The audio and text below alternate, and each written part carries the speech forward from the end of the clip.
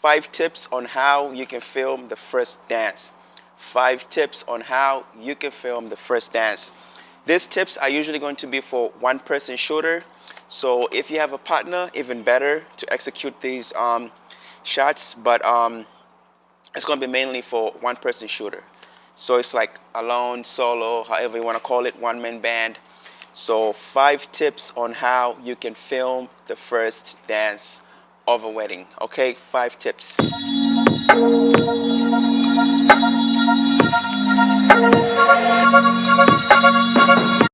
Tip number one. Tip number one is have at least a minimum of 2 cameras. So have at least a minimum of 2 cameras. The reason why you want to have 2 cameras is because one of the camera you're going to be shooting the full body, the whole thing, top to bottom, head to toe. You're going to be filming the whole thing.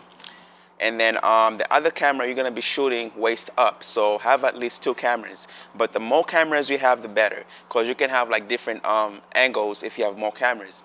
So let's say if you have 4 cameras, you could do one wide angle, you can do one waist up, you could do one from the chest up, like the head.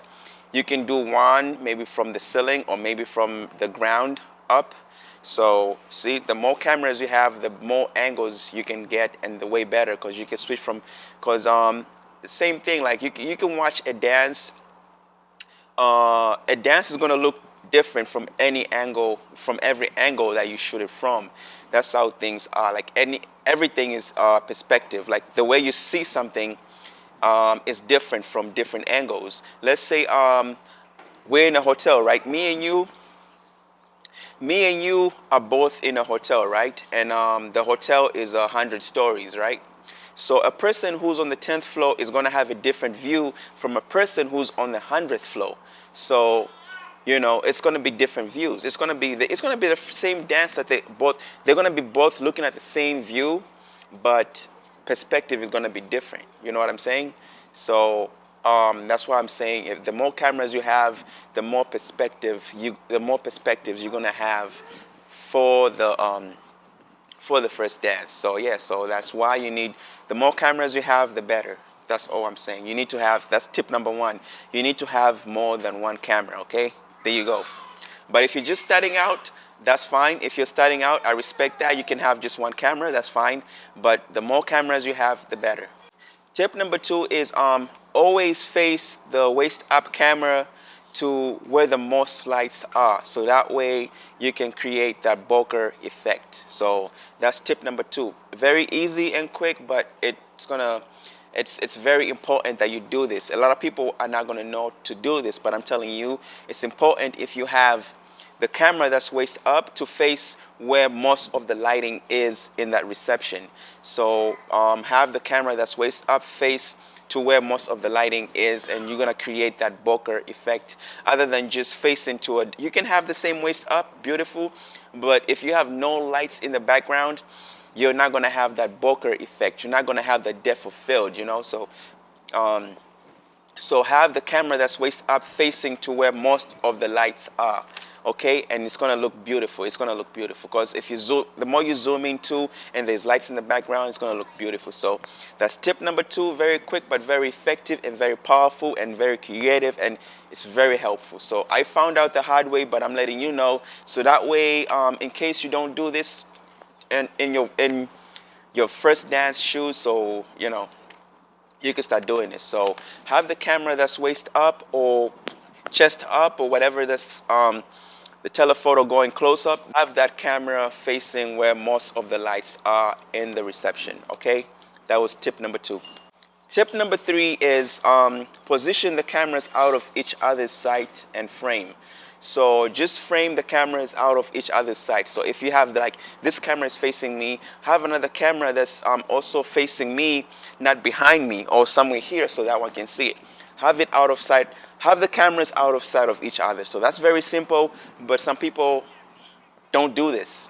You know, Because when you editing your wedding films, you want to make it look like it's a film. You don't see any cameras in films. Do you see cameras that are filming the people? No, you don't, right?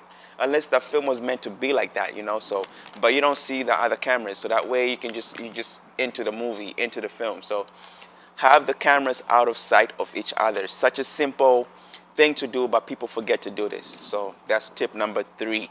Position the cameras out of sight of each other. Okay, yeah. All right, so tip number 4 was invest in a zoom lens. So that way you can get some close-up shots without getting close up. So I'm gonna leave it at that. It's so simple, but invest in a zoom lens. Don't always, like, you can have a prime lens, but also have zoom lenses, you know, so that way you don't have to move your feet. You can just move the lens from where you are, and also that way so you don't disturb the audience. You can get close-ups without getting close up. So invest in a zoom lens. I have a Canon 7-200 because sometimes I use my Canon bodies. I have Sony's here, but this Sony I have here is 18-105. But I also have the Canon 7-200. So that's a zoom lens, and it's gonna work best for this kind of situation I'm telling you here. And yeah, so invest in a zoom lens. All right, so tip number 5. Tip number 5 is make sure that all your batteries are 85% plus or full, because most times the first dance is followed by the father-daughter, mother-son dance. You know, sometimes, most of the time I've done weddings, it's always like that. It's always the first dance, and then right after that, the bride stays on the dance floor, and the father they call the dad up to come and dance with her, and then after that, the son and mother dance go right after. So always have a full battery, or at least have a battery that's like 80% full, especially if you're using Sony cameras. If you're using Sony cameras, always make sure that your batteries are full or almost full. So that way you don't have to go, you don't have to start panicking when your battery is not full. So please always have your batteries at least on 85% full or 100% full. Okay, so that's that. Make sure that you always do that. So that's the last tip, is always have your batteries full or almost full when you are shooting the first dance, because that's an important moment. You know, that's like shooting the ceremony too. That's an important moment.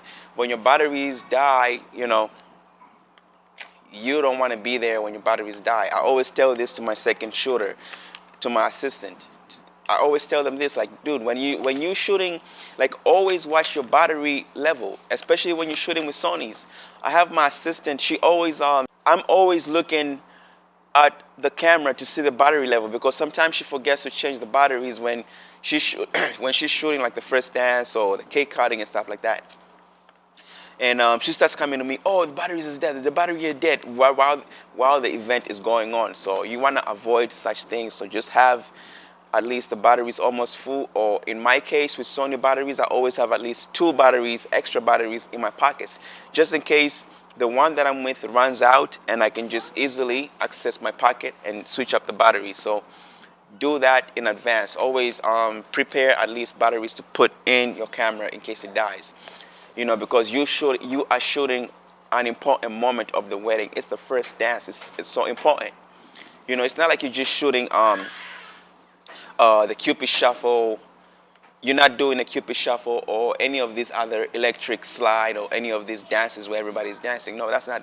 You can miss some of that stuff, but the first dance, you want to catch that. So always make sure you have your batteries full. That's why I'm saying that you have to make sure before the dance even starts that your battery is full or almost full, not to whereby you start switching it, you know. So make sure that your battery is almost full or full before shooting the first dance.